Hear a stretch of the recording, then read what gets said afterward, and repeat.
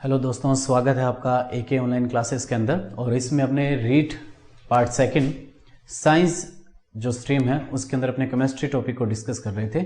और इसके अंदर अपने परमाणु संरचना और परमाणु संरचना के अंदर अपने रदरफोर्ड के परमाणु मॉडल को डिस्कस किया था।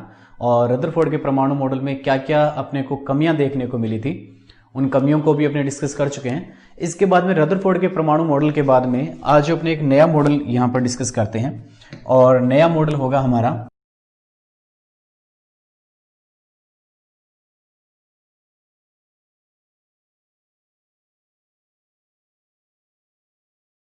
बोर परमाणु मॉडल।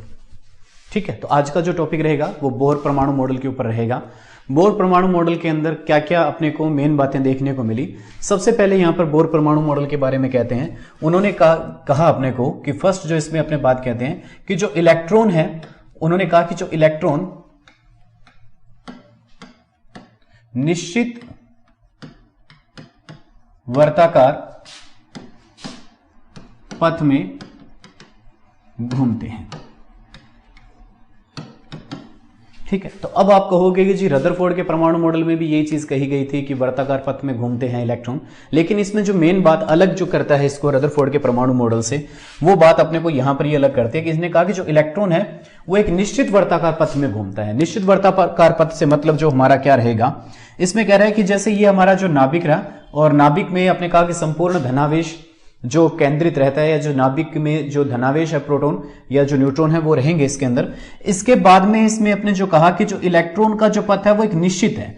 निश्चित से जो हमारा अर्थ ये है कि नाभिक से जो दूरी देखते हैं, इलेक्ट्रॉन की नाभिक से अगर दूरी देखें तो इलेक्ट्रॉन की नाभिक से जो दूरी है वो क्या रहती है, निश्चित रहती है। वो दूरी कम ज्यादा नहीं होगी। तो इस इलेक्ट्रॉन की जो नाभिक से दूरी है वो ये दूरी है।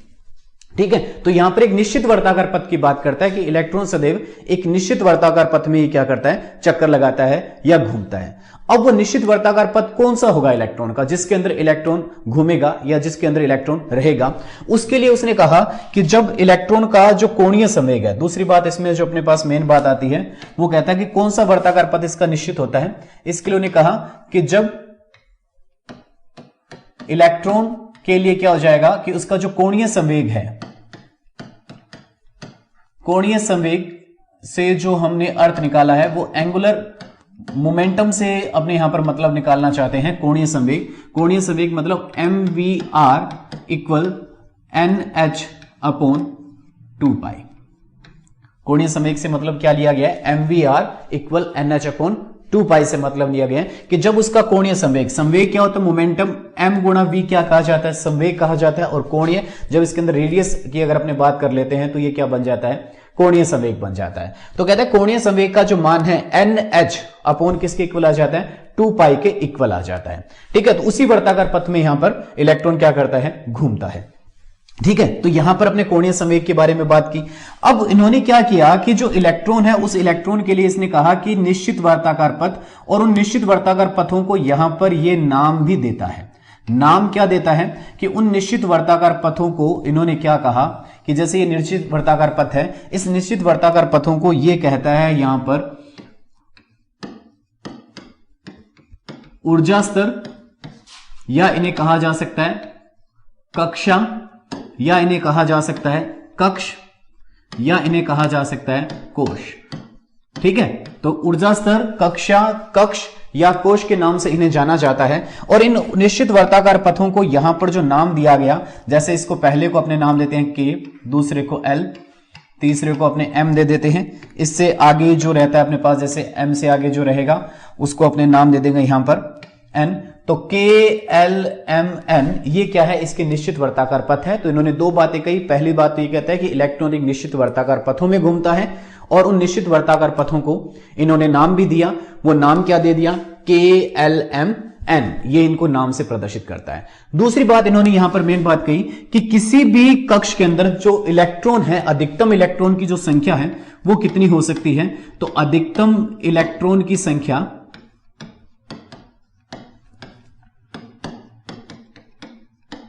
वो कितनी होती है, 2n² होती है।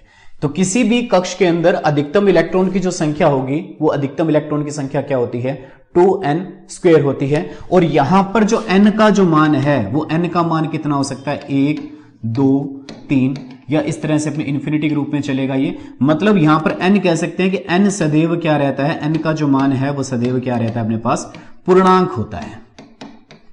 n का मान सदैव क्या रहेगा अपने पास, पूर्णांक होगा। n कभी भी शून्य नहीं हो सकता है, n का मान कभी भी 0 अपने को देखने को नहीं मिलेगा, और न ही कभी भिन्नांक रूप से अपने को देखने को मिलेगा।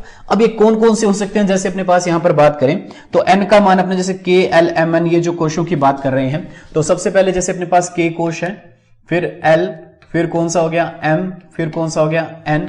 तो ये कहता है कि जो k है, k के लिए जो n का मान होता है, k के लिए n का मान कितना होता है हमारे पास 1, l के लिए n का मान कितना होता है 2, m के लिए n का मान कितना है 3, और n के लिए m का मान कितना है 4। तो ये इनके मान है। k के लिए जो n का मान कितना रहेगा हमारे पास 1 रहेगा, l के लिए n का मान कितना रहेगा 2 रहेगा, m के लिए n का मान कितना रहता है 3, और n के लिए जो m का मान है वो n का जो मान है वो कितना रहता है 4 रहता है। तो ये मान हो गए। अब अपने पास यहां पर देखिए कि किसी भी कोश में जो अधिकतम इलेक्ट्रॉनों की जो संख्या है वो सूत्र अपने दिया है 2n स्क्वायर से दिया है। तो इसके लिए अपने यहां पर कहें कि जैसे कह देता है, अगर अपने से यहां पर पूछता है कि k जो कोश है उस k कोश के अंदर, k कोश में इलेक्ट्रॉन की संख्या, अधिकतम इलेक्ट्रॉन की संख्या अगर अपने से पूछी जाए, ठीक है, कि अधिकतम इलेक्ट्रॉन कितने आ सकते हैं k कोश के अंदर, तो अधिकतम इलेक्ट्रॉन कितने रहेंगे, k में अपने को अधिकतम इलेक्ट्रॉनों की संख्या चाहिए। इसके लिए k के लिए जो n का मान बताया वो n का मान अपने कितना बता रहे हैं, 1 बता रहे हैं, और सूत्र हमारे पास क्या था 2n स्क्वायर ये सूत्र था। तो इसके अंदर n की वैल्यू रखे तो 2 इंटू 1 का स्क्वायर, तो इसका मतलब यहां पर इसके लिए जो मान रहता है अधिकतम इलेक्ट्रॉन के कोश में कितने आ सकते हैं, 2 इलेक्ट्रॉन अधिकतम आ सकते हैं। इसी तरह से अगर अपने बात करें यहां पर दूसरी वो बात करता है कि अगर L कोश में अगर इलेक्ट्रॉनों की संख्या अगर पूछता है, L कोश में अधिकतम इलेक्ट्रॉनों की संख्या, तो L कोश में अधिकतम इलेक्ट्रॉनों की संख्या कितनी रहेगी हमारे पास, तो L के लिए जो n का मान है वो n का मान कितना होता है 2। तो इसके लिए अपने सूत्र लिखें तो 2 गुणा 2 की पावर 2, तो ये जो मान आ जाता है वो कितना आ जाता है हमारा 8 इसके लिए मान आ जाता है। तो n का मान इसके लिए कितना रहता है हमारे पास 8।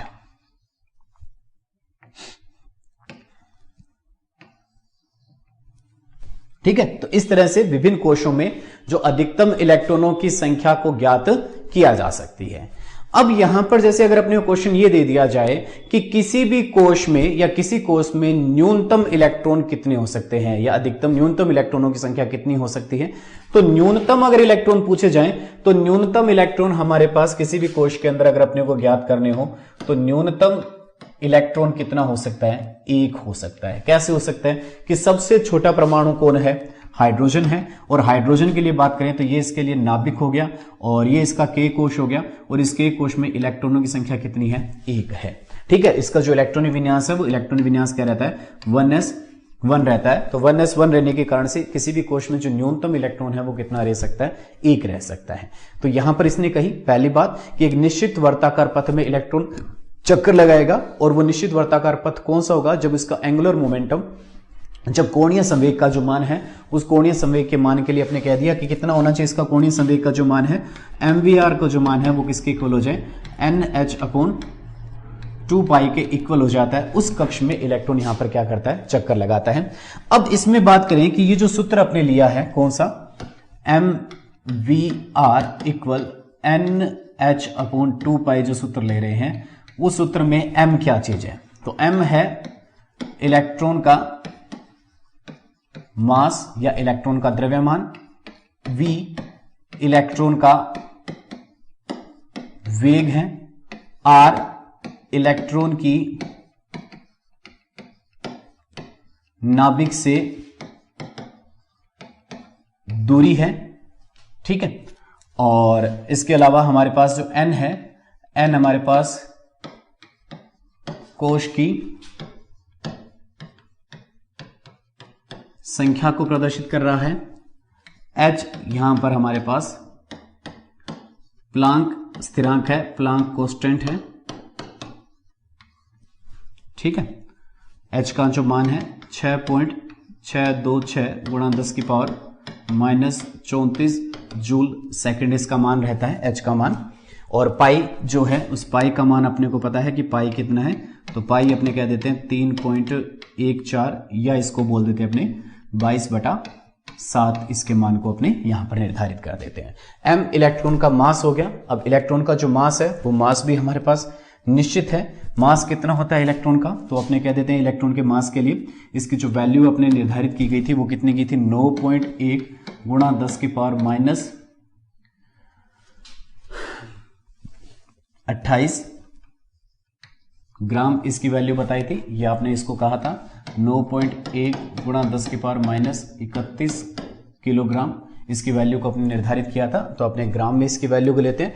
v इलेक्ट्रॉन का वेग है, r इलेक्ट्रॉन की नाभिक से दूरी है, n कोश की संख्या है। तो इस तरह से अपने क्या कर सकते हैं, इसके कोणीय संवेग की वैल्यू को क्या किया जा सकता है, ज्ञात किया जा सकता है। ठीक है, अब यहां पर आगे चलें अपने। तो पहला पॉइंट इसमें आ गया। इसके बाद में अपने कहते हैं कि जब कोई इलेक्ट्रॉन, ऊर्जा स्तरों के बारे में इसने बता दिया कि ऊर्जा स्तर इसका क्या होगा और किस तरह से निश्चित होगा।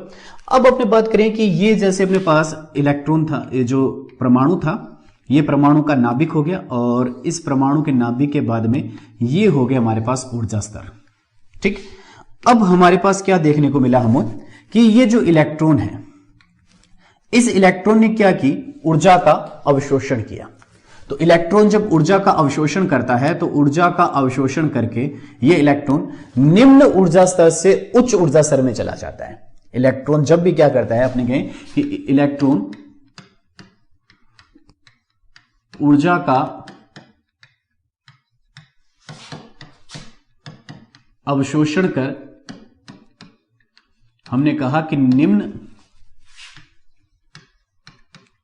ऊर्जा स्तर से उच्च ऊर्जा स्तर में पहुंचता है। तो निम्न जो ऊर्जा स्तर होता है, जो इलेक्ट्रॉन का निम्न ऊर्जा स्तर है, उस निम्न ऊर्जा स्तर को अपने यहां पर क्या कहा जाता है, उसे अपने तलस्थ अवस्था कहा जाता है। ठीक है, तलस्थ अवस्था, या इसे अपने नाम दे सकते हैं ग्राउंड स्टेट। ठीक है, और उच्च ऊर्जा स्तर जो है, उस उच्च ऊर्जा स्तर को अपने क्या कहते हैं, यहां पर उत्तेजित अवस्था कहा जाता है। उच्च ऊर्जा स्तर को यहां पर जो नाम दिया जाता है वो नाम दिया जाता है उत्तेजित अवस्था, एक्साइटेड स्टेट इसको नाम दिया जाता है। तो आपने कहा कि यहां जो इलेक्ट्रॉन है निम्न ऊर्जा स्तर से ऊर्जा को ग्रहण करके, ऊर्जा को अवशोषित करके किस में जाएगा, उच्च ऊर्जा स्तर में जाएगा। और उच्च ऊर्जा स्तर को अपने क्या कर रहे हैं, यहां पर उसका एक्साइटेड स्टेट कर रहे हैं, उत्तेजित अवस्था इसको कहा जा रहा है। ठीक है, अब इसी तरह से अगर ये इलेक्ट्रॉन है, जैसे अपने बात की कि इलेक्ट्रॉन अगर यहां मौजूद है, ठीक है, इलेक्ट्रॉन अगर यहां मौजूद है, तो अगर वो कहता है कि इलेक्ट्रॉन अगर ऊर्जा का उत्सर्जन करता है तो उत्सर्जन करके वो कहां आ जाएगा, उच्च ऊर्जा स्तर से वापस किस में आ जाएगा, निम्न ऊर्जा स्तर में आ जाएगा। अगर इलेक्ट्रॉन ने ऊर्जा का अवशोषण किया तो ऊर्जा का अवशोषण करके वो तलस्थ अवस्था से किस में जाता है, उच्च ऊर्जा स्तर में जाता है, एक्साइटेड स्टेट में जाता है। उच्च ऊर्जा स्तर हमेशा ही क्या होता है, अस्थायी स्तर होता है। तो इलेक्ट्रॉन वापस क्या करेगा, उच्च ऊर्जा स्तर से वापस किस में आएगा, निम्न ऊर्जा स्तर में आएगा। तो निम्न ऊर्जा स्तर हमेशा क्या होता है, स्थायी होता है। तो इलेक्ट्रॉन के ऊर्जा के अवशोषण और इलेक्ट्रॉन के ऊर्जा के उत्सर्जन के कारण से ही क्या बनते हैं, परमाणुवीय स्पेक्ट्रम के निर्माण होते हैं, परमाणुवीय स्पेक्ट्रा का निर्माण होता है। जो अपने को रदरफोर्ड जो था, रदरफोर्ड ने अपने कहा था कि परमाणुवीय स्पेक्ट्रम की सही तरह से व्याख्या नहीं कर सका था। तो ऊर्जा के अवशोषण और उत्सर्जन के कारण से किसके निर्माण होते हैं, परमाणुवीय स्पेक्ट्रम के निर्माण होते हैं। अब यहां पर बात करें कि ये ऊर्जा का अवशोषण या उत्सर्जन करेगा, तो अपने कहें कि ये नहीं होगा कि इसके पास ऊर्जा आई और ऊर्जा का आते ही ये कहां गया, अगली जगह पर पहुंच गया। कैसे कि जैसे हमारे पास ये एक जैसे सीढ़ी नुमा अगर अपने पास आकृति है, ये सीढ़ियां हैं हमारे घर की, तो इलेक्ट्रॉन को जाना है। जैसे अपने बात करें कि ये हमारी पहली सीढ़ी है, ये दूसरी है और ये तीसरी है। तो अगर किसी व्यक्ति को पहली सीढ़ी से दूसरी सीढ़ी पर जाना है तो मतलब इसके पास इतनी ऊर्जा होनी चाहिए कि ये जो इतना इसके पास जो गैप है, इस गैप को वो क्या कर सके, कवर कर सके। ठीक है, तो इतनी ऊर्जा के साथ वो पैर को उठाएगा तब आसानी से इस पर जा सकता है। लेकिन अगर किसी व्यक्ति को वो अगर पहले से डायरेक्ट सीधी तीसरी पर अगर जाना चाहता है तो उसके पास इतनी ऊर्जा होनी चाहिए, इतनी उसके पास एनर्जी होनी चाहिए कि वो आसानी से यहां से इस पर क्या कर जाए, जंप कर जाए। तो इसका मतलब इलेक्ट्रॉन ये नहीं होगा कि उसके पास ऊर्जा आते ही वो निम्न से किस में चला जाए, उच्च में चला जाए, क्योंकि उसके रास्ते में यहां पर तो कुछ है ही नहीं, स्पेस है, बिल्कुल खाली जगह है। जैसे अपने पास यहां पर क्या करें कि ये हमारी छत है और इस छत से हम यहां पर, या ये एक अपने पास ऊंचाई है, इस ऊंचाई से अपने यहां पर खड़े हैं, तो यहां से अपने यहां पहुंचना चाहते हैं, तो अपने कहेंगे अगर अपने इतनी एनर्जी को स्टोर करके फिर इसके ऊपर जंप करते हैं तब तो इस पर पहुंच पाएंगे। लेकिन अगर इतनी ऊर्जा को स्टोर न करके अपने सीधे डायरेक्ट इसके ऊपर जंप करें तो अपने कहां रह जाएंगे, बीच में रह जाएंगे, तो वापस कहां आना पड़ेगा, अपने को नीचे आना पड़ेगा। तो इसका मतलब कहता है कि जो इलेक्ट्रॉन ऊर्जा का जो अवशोषण करके निम्न ऊर्जा स्तर से उच्च ऊर्जा स्तर में जाता है, तो वो क्या करता है, ऊर्जा का स्टोर करके एक ऊर्जा का क्या बना लेता है, पैकेट बना लेता है। तो ऊर्जा का अवशोषण या जो ऊर्जा का उत्सर्जन करता है इलेक्ट्रॉन, ठीक है, तो अपने कह सकते हैं कि ऊर्जा का अवशोषण या उत्सर्जन जो किया जाता है वो किस रूप में होता है, क्वांटा के रूप में होता है। ठीक है, ऊर्जा का उत्सर्जन या अवशोषण किस रूप में होता है, क्वांटा के रूप में होता है। एक बंडल, क्वांटा का मतलब यहां पर कह सकते हैं कि ऊर्जा का एक हमारे पास बंडल बन जाता है, एक ऊर्जा का बंडल बना अपने पास। तो ऊर्जा का अवशोषण या उत्सर्जन किस रूप में करता है, वो एक क्वांटा या एक बंडल के रूप में करता है, एक पैकेट के रूप में ऊर्जा का अवशोषण या उत्सर्जन वो करता है। तो पैकेट का निर्माण करता है ऊर्जा का।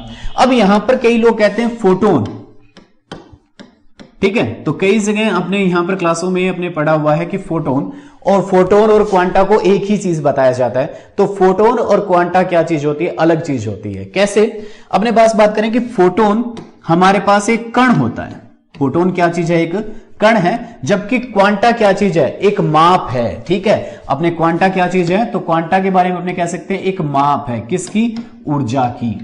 तो यहां पर दोनों में आपको अंतर पता होना चाहिए कि फोटोन क्या चीज है, फोटोन एक कण को कहा जाता है, एक पार्टिकल को कहा जाता है, जबकि क्वांटा क्या चीज है, ऊर्जा की एक माप है। ऊर्जा की माप को क्या कहा जाता है, क्वांटा कहा जाता है। हमने कहा कि इलेक्ट्रॉन निम्न ऊर्जा स्तर से उच्च ऊर्जा स्तर में जाएगा, तो निम्न से उच्च में जाएगा तो उसको क्या करनी पड़ेगी, एनर्जी को पहले स्टोर करना पड़ेगा कि वो इस लेवल से इस लेवल में आना चाहता है। तो यहां से जब यहां तक आना चाहता है तो इतनी उसके पास एनर्जी होगी तभी उसमें वो जंप कर सकता है। तो उसको क्या करना पड़ेगा, इतनी एनर्जी को पहले क्या करना पड़ेगा, स्टोर करना पड़ेगा।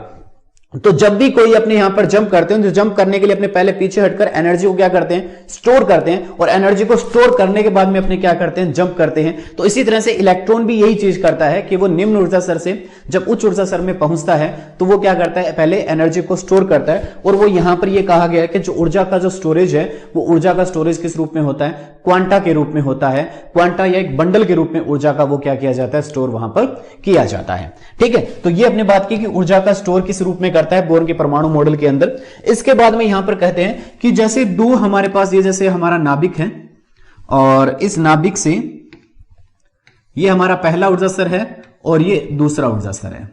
ठीक है, तो इसे अपने के नाम दे रखा है और इसे क्या नाम दे रखा है, अपने एल नाम दे रखा है। तो अपने कहेंगे किन्हीं भी दो ऊर्जा स्तरों के बीच में जो एनर्जी का जो अंतर है उस एनर्जी के अंतराल को किससे रिप्रेजेंट किया जाता है, डेल E2 माइनस E1 से प्रदर्शित करते हैं। तो एनर्जी के अंतर को अपने किससे प्रदर्शित किया जाता है, del E equal E2 minus E1। E2 अंतिम और E1 क्या हो जाता है, प्रारंभिक। ठीक है, अंतिम माइनस प्रारंभिक, अंतिम कोश उत्तेजित अवस्था की ऊर्जा माइनस प्रारंभिक या तलस्थ अवस्था की ऊर्जा, दोनों के बीच के अंतर को क्या कहा जाता है, डेल ई के रूप में प्रदर्शित किया जाता है। अब अपने को पता है कि यहां पर एक सूत्र आता है कि डेल ई इक्वल क्या होता है, एच न्यू होता है। ठीक है, ये प्लांक का अपने पास नियम है, डेल ई इक्वल क्या होता है, एच न्यू के नाम से अपने से जानते हैं। तो यहां से अगर न्यू किसे कहा जाता है, आवृत्ति को कहा जाता है। न्यू यहां पर क्या है, आवृत्ति है, और एच हमारे पास क्या है, प्लांक कांस्टेंट है। ठीक है, प्लांक स्थिरांक, और ई हमारे पास यहां पर क्या है, ऊर्जा अंतराल। यहां पर सूत्र में ई किसको प्रदर्शित किया गया है, हमने ऊर्जा अंतराल को प्रदर्शित यहां पर किया गया है। तो इससे यहां से आवृत्ति की वैल्यू को अगर निकालना चाहें तो आवृत्ति की वैल्यू क्या होती है हमारे पास, न्यू बराबर E2 minus E1 upon H. ठीक है, न्यू बराबर क्या हो जाएगा E2 minus E1 upon H। इसे क्या कहा जाता है, ये जो सूत्र अपने बनाया है इस सूत्र को कहा जाता है बोर का आवर्त नियम कहा जाता है। ठीक है, इस सूत्र को क्या नाम देंगे अपने, बोर का आवर्त नियम या आवृत्ति नियम, इस सूत्र को अपने यहां पर नाम दिया जाता है। ठीक है, तो अपने कहें कि जो एनर्जी के बीच का जो आवृत्ति अगर निकालनी है तो आवृत्ति क्या हो जाती है E2 माइनस E1 अपॉन क्या हो जाता है H, और इस सूत्र को क्या नाम दे दिया जाएगा, बोर का आवर्त नियम के नाम से इस सूत्र को अपने यहां पर जानते हैं। ठीक है, अब इसके बाद में अपने नेक्स्ट बात करें, ऊर्जा की बात कर ली अपने। इसके बाद में बोर के परमाणु मॉडल में अपने कहा कि जैसे अपने कहते हैं कि जो इलेक्ट्रॉन है वो नाभिक के चारों तरफ एक निश्चित वर्ताकार पथ में चक्कर लगाता है। तो कोई घूमती हुई चीज अपने हमेशा, जैसे एक रस्सी से अगर पत्थर को बांधकर अगर अपने घुमा रहे हैं तो वो पत्थर क्या निकलना चाहता है, बाहर की तरफ निकलना चाहता है। उसको स्थिर करने के लिए रदरफोर्ड ने कहा था कि जो अभिकेंद्रीय बल है वो अभिकेंद्रीय बल अपकेंद्रीय बल को क्या कर लेता है, स्थायी कर लेता है, अर्थात अपकेंद्रीय बल अभिकेंद्रीय बल के क्या हो जाता है, बराबर हो जाता है। हमेशा अपने को क्या देखने को मिलता है कि अपने कहते हैं कि जो अभिकेंद्रीय बल है यह अभिकेंद्रीय बल किसके बराबर हो जाता है, अपकेंद्रीय बल के क्या हो जाता है, बराबर हो जाता है। तभी इलेक्ट्रॉन क्या करता है, उस निश्चित वर्ताकार पथ में क्या करता है, घूमता है, उस निश्चित वर्ताकार पथ में रहता है। अर्थात हमने कह सकते हैं कि जो mv² है upon r, mv² upon r की जो वैल्यू है वो इक्वल हो जाती है ZE² अपॉन r² के क्या हो जाती है, इक्वल हो जाती है। तो अभिकेंद्रीय बल किसके बराबर हो जाता है, अपकेंद्रीय बल के क्या हो जाता है, बराबर आ जाता है। अब यहां पर ये अपने पास अपकेंद्रीय बल और अभिकेंद्रीय बल की बात कर ली इसके अंदर। नेक्स्ट मैं बात करता हूं कि जैसे अपने एंगुलर मोमेंटम का जो सूत्र लिया था mvr बराबर nh अपॉन 2 पाई का जो सूत्र था जिससे अपने कोणीय संवेग की वैल्यू को फाइंड किया था। तो अगर अपने को यहां पर एग्जाम में अगर अपने को इलेक्ट्रॉन का वेग को अगर ज्ञात करना आ जाए, ठीक है, एग्जाम में अपने को आ जाए कि इलेक्ट्रॉन का वेग कितना है, किसी भी कोश में इलेक्ट्रॉन का वेग अगर अपने को ज्ञात करना है तो इलेक्ट्रॉन का वेग कैसे ज्ञात किया जाता है, उस इलेक्ट्रॉन के वेग को ज्ञात करने के लिए जो सूत्र दिया जाता है हमने को, वो दिया जाता है कि v बराबर अपने लिखते हैं 2.186।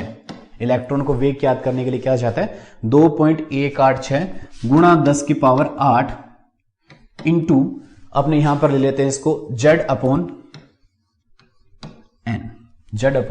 n सेंटीमीटर प्रति सेकंड, ये इलेक्ट्रॉन का वेग ज्ञात करने का सूत्र हो जाता है। z क्या है, z किसी तत्व का परमाणु क्रमांक है और n कोश है। किस कोश के लिए अपने इलेक्ट्रॉन का वेग ज्ञात करना चाहते हैं। ठीक है, जैसे अपने को यहां पर क्वेश्चन दे देता है, वो क्वेश्चन क्या है, हाइड्रोजन परमाणु के लिए प्रथम कोश में इलेक्ट्रॉन का वेग होगा या वेग ज्ञात करो। तो अपने देखो हाइड्रोजन परमाणु के लिए अपने बात करें कि जो Z की वैल्यू है वो Z की वैल्यू कितनी आ जाती है, 1 आ जाती है, और कोश प्रथम कोश की बात कर रहा है तो इसकी वैल्यू कितनी आ जाएगी, हमारे पास 1 आ जाएगी। तो अपने इस सूत्र में रखेंगे Z की वैल्यू कितनी रख देंगे, 1 रख देंगे, और N की वैल्यू भी कितनी आ जाएगी, 1 आ जाएगी। तो इसका मतलब अपने प्रथम कोश में हाइड्रोजन परमाणु के लिए जो इलेक्ट्रॉन का जो वेग हो जाएगा वो वेग क्या आ जाएगा 2.186 गुणा 10 की पावर 8 सेंटीमीटर प्रति सेकंड के वेग से वहां पर इलेक्ट्रॉन क्या करता है, नाभिक के चारों तरफ क्या करता है, चक्कर लगाता है। ठीक है, तो ये तो हो गया वेग को ज्ञात करने का सूत्र। इसके बाद में नेक्स्ट बात करते हैं, यहां पर अपने कहते हैं कि त्रिज्या इलेक्ट्रॉन की नाभिक से त्रिज्या कितनी है। ठीक है, मतलब इलेक्ट्रॉन नाभिक से कितनी दूरी पर है, इसको ज्ञात करने के लिए जो सूत्र दिया जाता है हमारे लिए वो सूत्र होता है r, रेडियस बराबर r n बराबर अपने इसको लेते हैं। वो सूत्र क्या होता है 52.9 गुणा अपने ले लेते हैं इसको n² अपॉन जेड पिकोमीटर। ठीक है, इसको ऐसे भी लिखा हुआ मिल सकता है अपने को, R N equal A zero into N square upon Z, PM के रूप में भी लिखा जा सकता है। तो ए स्क्वेयर, ए जीरो की जो वैल्यू है वो ए जीरो की वैल्यू कितनी होती है 52.9 पिकोमीटर हमारे पास इसकी वैल्यू रहती है। ठीक है, तो इसी तरह से अगर अपने यहां पर इसमें क्वेश्चन कहता है, वो क्वेश्चन अपने को क्या देता है कि क्वेश्चन है हमारा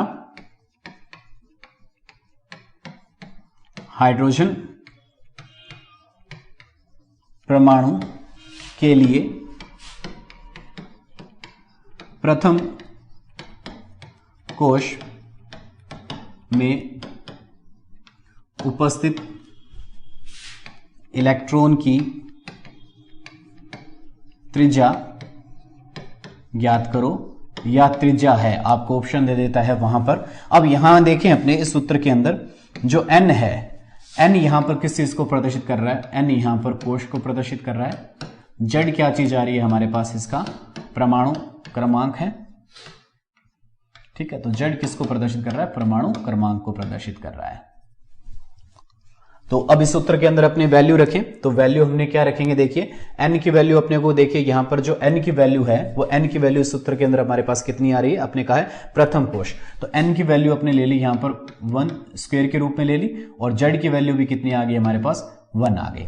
तो इसका मतलब हमारे पास हाइड्रोजन परमाणु के लिए जो R1 की जो वैल्यू आ जाएगी, क्योंकि n क्या है हमारे प्रथम कोश की बात कर रहा है, तो n की वैल्यू मैंने 1 रख दी यहां पर, वो कितनी आ जाती है 52.9 पिकोमीटर आ जाती है। तो हाइड्रोजन की प्रथम कोश की जो त्रिज्या है, वो हाइड्रोजन की प्रथम कोश की जो त्रिज्या है वो कितनी आ जाती है 52.9 पिकोमीटर, हाइड्रोजन के प्रथम कोश की त्रिज्या अपने पास आ जाती है। तो ये इसकी त्रिज्या को ज्ञात करने का सूत्र आ गया। इसके बाद में हमने यहां पर नेक्स्ट बात करते हैं कि अपने को किसी कोश की अगर ऊर्जा ज्ञात करनी है, ठीक है, किसी कोश में उपस्थित इलेक्ट्रॉन की ऊर्जा, तो किसी भी कोश में उपस्थित इलेक्ट्रॉन है उसकी ऊर्जा को अगर अपने को ज्ञात करना है, तो ऊर्जा को ज्ञात करने के लिए ई एन का मतलब होगा किसी भी कोश के लिए मैं यहां पर बात कर सकता हूं, तो ये कितनी आ जाएगी हमारे पास -2.17 गुणा 10⁻18 into Z square upon N square. ठीक है, तो ये अपने पास किसी भी कोश के लिए अपने इलेक्ट्रॉन की ऊर्जा ज्ञात करने का सूत्र आ गया। इसके अलावा हमारे पास इसका जो सूत्र हो सकता है ऊर्जा ज्ञात करने का, वो हो सकता है ई एन बराबर -13.6 गुणा Z square upon N square electron volt प्रति परमाणु।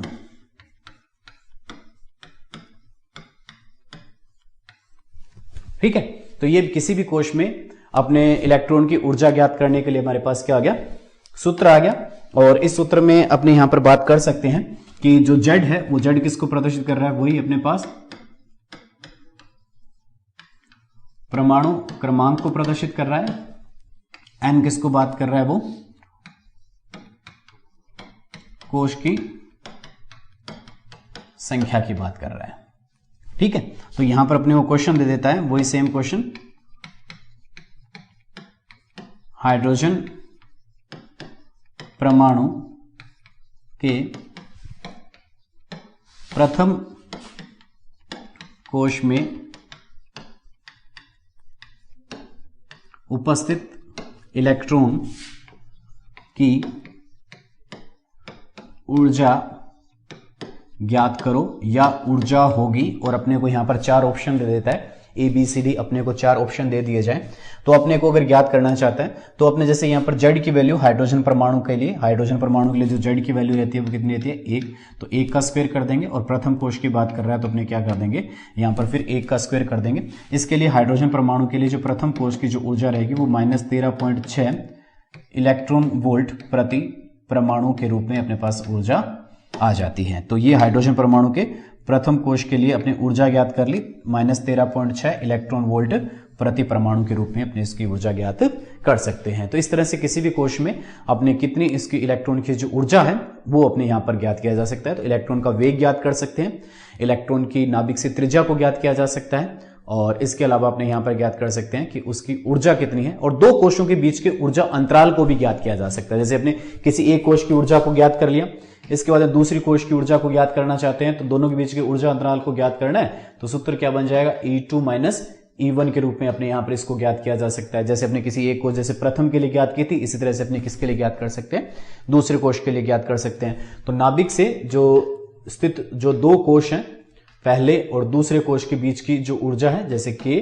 और L, तो L की कितनी है और K की कितनी है, दोनों के बीच के ऊर्जा अंतर को भी यहां पर अपने क्या किया जा सकता है, ज्ञात किया जा सकता है। और इसी तरह से अपने यहां पर प्लांक स्थिरांक से अपने आवृत्ति की बात भी कर सकते हैं। तो आवृत्ति क्या थी अपने पास, E2 माइनस E1 अपॉन क्या था, H। तो अपने किसी इलेक्ट्रॉन की आवृत्ति को भी ज्ञात किया जा सकता है कि इलेक्ट्रॉन की आवृत्ति कितनी रहती है, उस आवृत्ति की वैल्यू को भी यहां पर क्या ज्ञात कर सकते हैं, उसकी वैल्यू को भी यहां पर ज्ञात किया जा सकता है। तो इस तरह से अपने यहां पर अगर इसके अंदर न्यूमेरिकल के रूप में देता है, तो अपने न्यूमेरिकल के फॉर्म में भी विभिन्न प्रकार से इसको अपने हल किया जा सकता है। तो ये था हमारा बोर का परमाणु मॉडल। अब बोर के परमाणु मॉडल को अपने यहां पर इसके अंदर जो जितनी भी कमियां थी, या जो जिसके अंदर अपने जितने भी इसके वैल्यू थी, वो सारी वैल्यू अपने यहां पर इसके अंदर देख ली कि क्या क्या उसके बोर के परमाणु मॉडल के अंदर अपने को बताया गया था। और इसके बाद में हम यहां पर करते हैं कि इसके अंदर जो बोर के परमाणु मॉडल में अपने को क्या क्या कमियां देखने को मिली, उन कमियों को भी अपने यहां पर डिस्कस कर सकते हैं कि कौन कौन सी बोर के परमाणु मॉडल में अपने को कमियां देखने को मिली। तो अपना यहां पर नेक्स्ट जो टॉपिक है, वो नेक्स्ट टॉपिक है बोर के परमाणु मॉडल की कमियां। ठीक है जी। तो बोर के परमाणु मॉडल की कमियों को डिस्कस करते हैं। सबसे पहली कमी, ये जो बोर का परमाणु मॉडल है वो किस पर लगा, एकल इलेक्ट्रॉनीय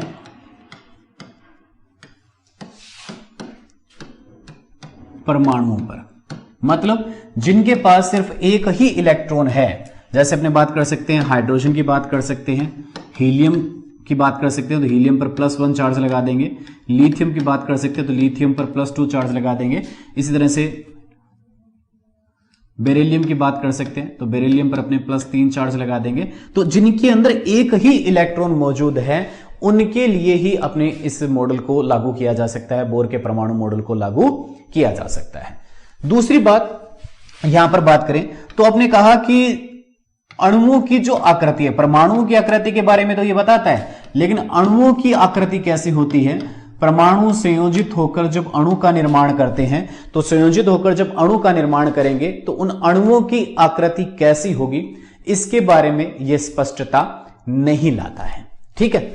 तीसरी कमी यहां पर अपने बात करें कि जो अपने इलेक्ट्रोमैग्नेटिक रेडिएशन की बात करते हैं, EMR की, कि जब परमाणुवीय स्पेक्ट्रम बनता है, तो इन्होंने कहा ठीक है जी, परमाणुवीय स्पेक्ट्रम जो होगा इलेक्ट्रॉन का या परमाणु का, वो कैसी होगा, रेखीय प्रकृति का होगा। लेकिन उस स्पेक्ट्रम में जो रेखाएं प्राप्त होती है अपने को, जैसे हमने परमाणु स्पेक्ट्रम बनाया और इस परमाणु स्पेक्ट्रम में अपने को विभिन्न प्रकार की जो रेखाएं प्राप्त हो रही है, विभिन्न रंगों की जो अपने को रेखाएं प्राप्त हो रही है, वो रेखाएं जैसे अपने यहां पर बात करेंगे, जैसे अपने को लाल और हरी रेखा जो अपने को प्राप्त हो रही है, बीच में अपने काला भाग है जो अवशोषित भाग है। तो ये कह रहा है कि जो ये रेखा है, ये जो लाल रेखा है या जो हरी रेखा अपने को है, वो वास्तव में कोई एक रेखा नहीं है, वो कई रेखाओं से मिलकर बनी हुई है। इस चीज के बारे में अपने को नहीं बता सका था। अर्थात ये कब पता चला कि जब अपने क्या करते हैं कि इसके ऊपर, जब स्पेक्ट्रम के ऊपर अपने विद्युत या चुंबकीय क्षेत्र को प्रभावी करते हैं, तो विद्युत या चुंबकीय क्षेत्र को प्रभावी करने पर अपने क्या देखते हैं कि यहां पर जब इसके विद्युत और चुंबकीय क्षेत्र जब लगाया जाता है, तो इसके ऊपर यहां पर दो तरह के प्रभाव अपने को देखने को मिलते हैं। पहले प्रभाव को कहा जाता है जिमान प्रभाव और दूसरे प्रभाव को कहा जाता है स्टार्क प्रभाव। तो जिमान प्रभाव या स्टार्क प्रभाव क्या है, इसके बारे में अपने नहीं बताया था कि जब अपने कहते हैं कि उस स्पेक्ट्रम के ऊपर विद्युत या चुंबकीय क्षेत्र जब लगाया जाता है तो अपने को जो वो एक रेखा दिखाई दे रही थी वो एक रेखा कई रेखाओं में क्या हो जाती है, बंट जाती है। ठीक है, एक रेखा क्या होगी, कई रेखाओं में बंट जाएगी। तो इस चीज के बारे में यहां पर ये स्पष्ट नहीं कर पाया था। तो जीमान स्टार्क का तो मतलब हो गया अपने स्टार्क प्रभाव से, तो जो यहां पर मतलब लगा रहा है कि जब उसके ऊपर विद्युत क्षेत्र लगाया जाता है। स्टार्क प्रभाव कब होता है, विद्युत क्षेत्र की उपस्थिति में। और जीमान प्रभाव कब होता है, जब इसके ऊपर क्या लगाया जाता है, चुंबकीय क्षेत्र लगाया जाता है।